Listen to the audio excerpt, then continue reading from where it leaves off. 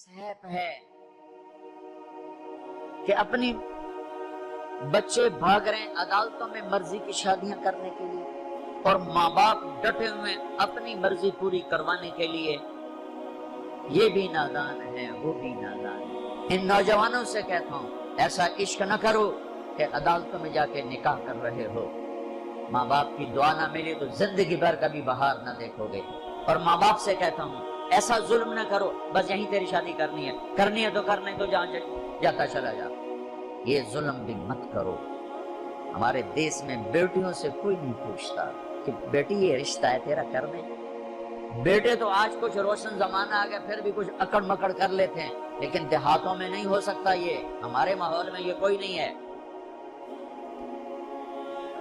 उसे वहीं करनी पड़ेगी जहां बाप ने कह दिया। वो उसे नहीं पसंद, मुझे आकर कहेगा, इसे कहेगा कि मैं इतना नहीं करना, लेकिन मेरा प्यो डंडा चाहिए खलोता मैं की करा। ये ज्यादती और जुल्म है। और कहीं बच्चे तो आवाज उठा लेते हैं, बच्चियां तो बोल नहीं सकती, घुट घुट के मर जाती हैं। कोई माँ बाप ये सलीका नहीं रखता, बेटी ये तेरा रिश्ता आया है हम कर दें, तेरी पसंद है हम कर दें। सिर्फ बच्चियों को बताया जाता है, बताने की तकलीफ भी गवारा नहीं होती। बस भाई हो गया तेरा।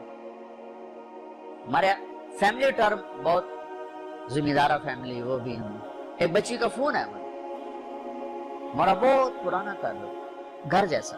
मौलाना मुझे इतनी तालीम दिलवाई, इतने आला कॉलेज में पढ़ाया और मुझे फोन आया कि तेरा सी रिश्ता कर छड़िया, बस उथे कर छड़िया तो फलानी तारीख को तेरा निकाह है। तो मैं इस पर भी राजी थी, लेकिन इतना तो देख लेते कि इंसान भी है कि नहीं। एक शराबी से मुझे बांध दिया, आज मेरी जिंदगी अजाब बनी हुई है।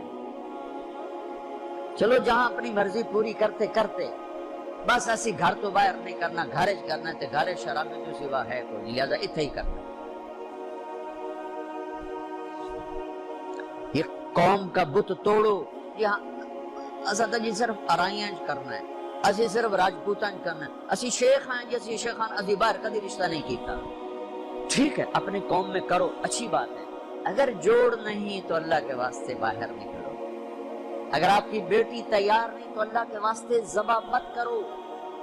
ये जुल्म है, ये ज्यादती है। कबूल लड़की करती है ना कि अब्बा, कबूल लड़का करता है ना कि अब्बा। ये इख्तियार तो शरीयत बच्चे को दे रही, बच्ची को दे रही कि मैंने कबूल किया, कहेगी तो निकाह। वो कहते मैंने कबूल नहीं किया तो अब तो नहीं होगा। मेरा गांव रावी के किनारे है, कितनी बच्चियां ज़बा करके डाल दी गई रावी में। अपनी मर्जी की शादी की थी ना, बस ठीक है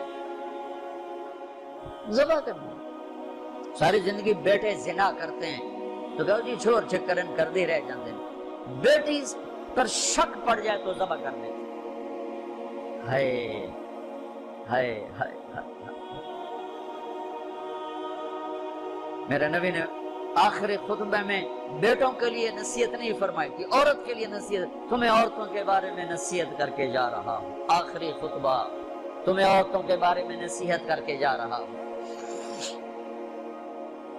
ऐसी दर्द भरी दास्तानी मैं जानता हूं, मेरे दाएं बाएं हुई हैं, हो रही हैं। माँ बाप को कह रहा हूं कि अल्लाह के वास्ते माँ बाप होने का गलत फायदा मत उठाओ। बात ये ही करना है, खबर सज ऐसी को नहीं करना, असी कौम तो बाहर नहीं करना, करना ही था कर, नहीं तो बैठ के रहो। मेरे अपने खानदान में हम छोटे छोटे कितनी बूढ़ी हमारी पत्नी दादियां नानियां जो भी लग दियां, पत्नी की लग दियां, बगैर शादी के मर गई कि कौम में रिश्ता कोई नहीं, खानदान में रिश्ता कोई नहीं। ये सितम आज मेरे देश में है। ये भी जुल्म है, सिर्फ जमीन दबाना जुल्म नहीं, ये भी जुल्म है। रिश्ता लेने रिश्ता मांगने वाले अली और मांगा जा रहा है फातिमा का। नबियों के बाद सबसे अजीम जोड़ी अली और फातिमा, तो आसमान पे तय हो चुका है। अली आकर बैठ जाते हैं, शर्म की वजह से बोल नहीं सकते। आपको तो पता है क्यों आया। अली कैसे आए, चुप। فرمایا فاطمہ کے رشتے کے لیے آئے ہوگے؟ تو ہم نے کہا انشاءاللہ۔ پہلے ایک حدیث سن، میرے نبی نے کہا میں نے جہاں شادی کی، میں نے جہاں بیٹی دی، پہلے آسمان سے وحی آئی، پھر میں نے قدم اٹھایا۔ اس کا مطلب ہے آسمان سے وحی آ چکی ہے،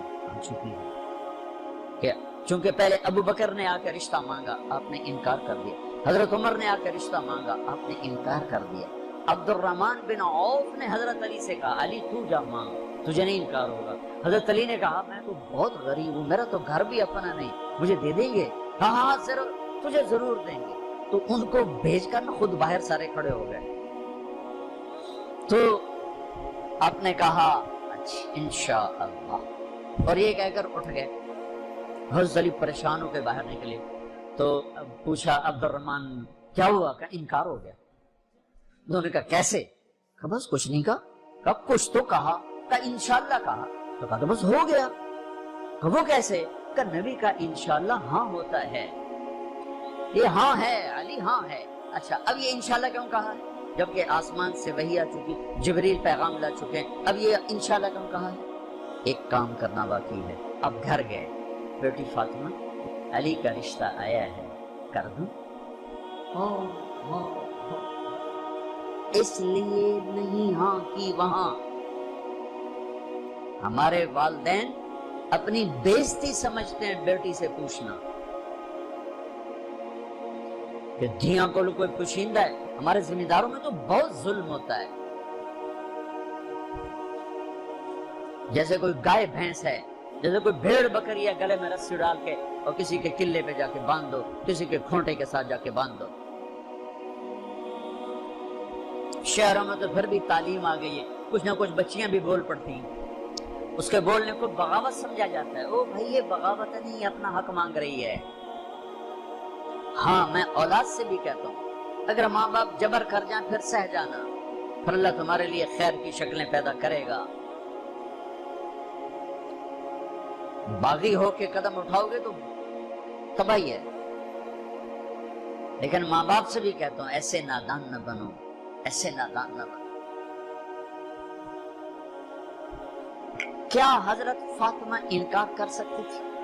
کیا حضرت فاطمہ پر اتنا اعتماد نہیں تھا میرے نبی کو؟ کیا کہتے ہیں ہاں علی ٹھیک ہے بولا، میں بعد میں خود پوچھ لوں گا؟ نہیں نہیں، امت کو سبق دینا ہے کہ جو جوڑی آسمانوں پر طے ہو چکی ہو اس میں بھی پہلے پوچھنا ضروری ہے۔ حضرت فاطمہ نے عرض کی جی ہاں۔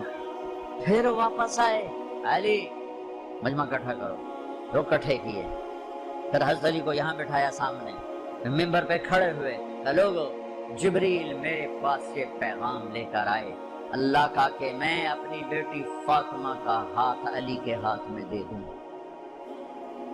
پھر پوچھا، کیوں پوچھا؟ اے میری امت بچیوں سے پوچھنا، انہوں نے کہا زندگی انہوں نے گزاری، تم نے تو نہیں گزاری، میری عزت دا سوال ہے، میری غیرت دا سوال ہے۔ تیری زندگی تو گزر چکی ہے، اس لیے ابھی شروع کر رہی ہے، کیوں اس کو سسکا کے مارنا چاہتی؟ پھر بیٹیوں کو حصہ کو نہیں دیتا وراثت میں؟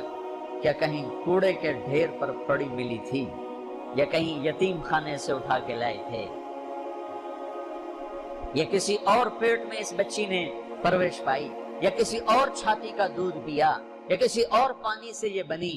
تیرے پانی سے بیٹا بنا، تیرے پانی سے بیٹی بنی۔ ایک چھاتی کا بیٹے نے دودھ پیا، اسی چھاتی کا بیٹی نے پیا۔ پروان چڑھی تو جہیز دے کر رخصت۔ اب چند دن پہلے ایک خاتون کا مجھے فون ہے ایک شہر سے کہ بھائیوں نے باپ بیمار ہوئے تو بھائیوں نے فراڈ کر کے ساری جائیداد اپنے نام لگوا کے مجھے خالی ہاتھ کر لیا ہے، میں در بدر پھر رہی ہوں، نہ میرے پاس گھر ہے نہ میرے پاس کھانے کو روٹی ہے، اور بھائیوں نے ساری جائیداد پہ قبضہ کر لیا۔ یہ ہر گھر کی کہانی ہے، 100 میں 100 یہ کر رہے ہیں، کوئی لاکھوں میں ایک ہے جو بچیوں کی وراثت کا اہتمام کرتا ہے۔ باپ مر گیا، ماں بیوہ ہو گئی، اگر باپ کی وراثت ہے تو 8واں حصہ ماں کا ہے، 8واں حصہ ماں کا ہے، 8واں حصہ ماں کا ہے۔ ماں کو یہاں تک مت پہنچاؤ کہ تمہارے سامنے یوں کرے، جس کی چھاتیاں لٹک گئی تمہیں دودھ پلاتے ہوئے، وہ یوں کرے کہ مجھے پیسے دو۔